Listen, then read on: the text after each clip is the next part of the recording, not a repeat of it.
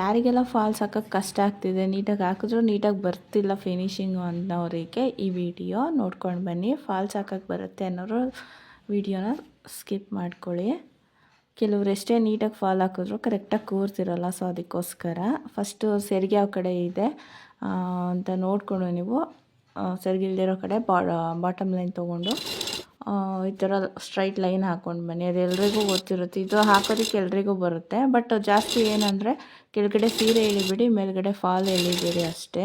ಅದು ಹೆಂಗಿದೆ ಹಂಗೆ ಸ್ಟ್ರೈಟಾಗಿ ಲೈನ್ ಹಾಕ್ಕೊಂಡು ಬನ್ನಿ.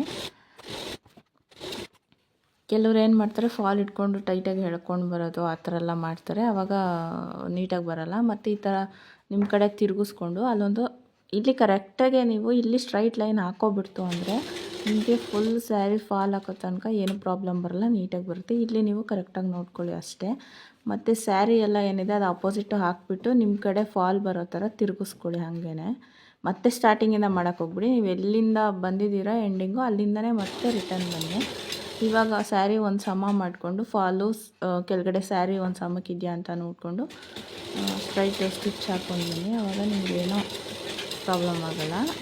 ಕೆಲವ್ರಿಗೆ ಏನು ಬರುತ್ತೆ, ಕೆಳಗಡೆ ಸ್ಯಾರಿ ಎಕ್ಸ್ಟ್ರಾ ಬರ್ತಿರುತ್ತೆ, ಇಲ್ಲ ಫಾಲ್ಸ್ ಎಕ್ಸ್ಟ್ರಾ ಬರ್ತಿರುತ್ತೆ, ಫಿನಿಶಿಂಗ್ ನೀಟಾಗಿ ಬರೋಲ್ಲ. ಸೊ ಅದಕ್ಕೋಸ್ಕರ ಇವಾಗ ನೋಡಿ ಕರೆಕ್ಟಾಗಿದೆ, ಎಲ್ಲೂ ಏರುಪೇರಾಗಿಲ್ಲ, ಎಷ್ಟು ನೀಟಾಗಿ ಬಂತು ಎಂಡಿಂಗ್ವರೆಗೂ ಅಂತ.